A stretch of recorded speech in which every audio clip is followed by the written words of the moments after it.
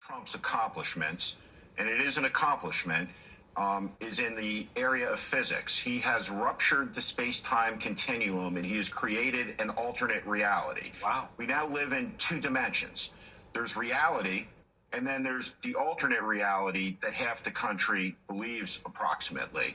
And nobody should underestimate this president's ability to create a weight of message that is equal in aggregate to all of the news media that's trying to report the truth about what's happening. So he can say up is down and down is up and right is left and the sun rises in the west and sets in the east. And what's always been scary about the lying is that these aren't lies of ambition or convenience the politician tells. His lying is lies of authority because his lies require the obedience of his supporters who know at some level that none of it is true. And so it's deeply disturbing. Democracies rely on truth, and no healthy democracy has anything like what we see here, where the leader is constantly lying to the people, because democracies can't function without truth, because truth is essential to accountability.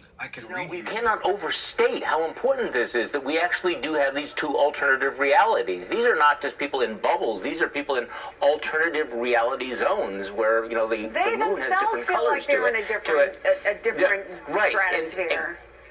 Right, and that's going to play out during the impeachment. It's going to play out during 2020. But I think this party is very interesting because, this is very much part of Trump's strategy, which is, look, impeachment is one of the most solemn constitutional responsibilities of Congress, but it is in Donald Trump's interest to turn it into a farce. He wants to turn it into a circus, but circuses need clowns.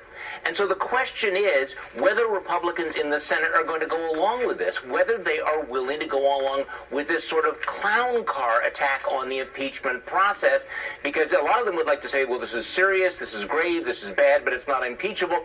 Donald Trump wants them to think it's a witch hunt, that it's a coup, that it's a big joke. So there's going to be a lot of, push and pull and strain about how Senate Republicans interact with this alternative reality of Trump world. We're seeing two different things on the news channels out there. On one channel, we're seeing one set of facts, and on another, we're seeing another.